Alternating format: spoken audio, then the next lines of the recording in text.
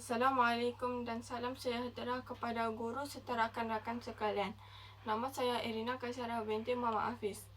Hari ini saya ingin menceritakan tentang sebuah buku komik yang bertajuk Biz-Biz Dunia Afi. Buku ini sangat menarik kerana mengisahkan seekor lebah comel bernama Afi. Buku ini diterbitkan oleh Ana Muslim dan supaya dibaca oleh kanak-kanak kerana mempunyai banyak nilai murni serta pengajaran yang baik. Afi bertinggal bersama ibu, ayah dan kakaknya yang bernama Kak Ain. Afi juga mempunyai ramai kawan untuk bermain bersama-sama. Walaupun Afi seekor lebah kecil, dia sangat baik, rajin dan suka membantu orang lain.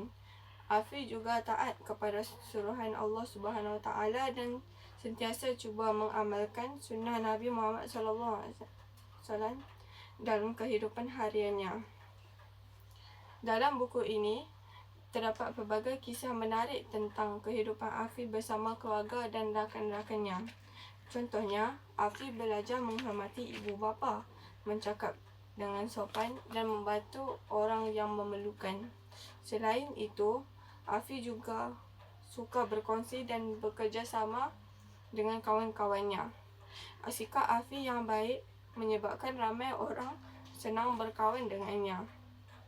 Buku ini disampaikan dalam bentuk komik yang berwarna-warni dan mudah difahami. Oleh itu, pembaca tidak mudah bosan ketika membaca. Selain cerita yang menarik, buku ini juga mempunyai aktiviti-aktiviti yang boleh menguji minda serta doa-doa harian yang boleh diamalkan dalam kehidupan seharian. Antara pengajaran yang saya peroleh daripada buku ini ialah kita mestilah menghormati ibu bapa dan guru. Kita juga perlu sentiasa membantu rakan-rakan dan bercakap dengan sopan.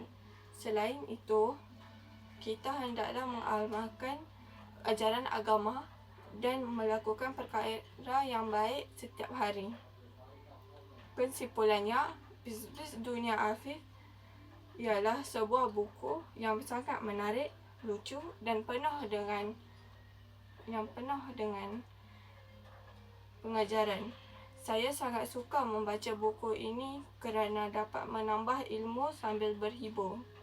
Saya berharap rakan-rakan juga akan membaca buku ini. Sekian, terima kasih.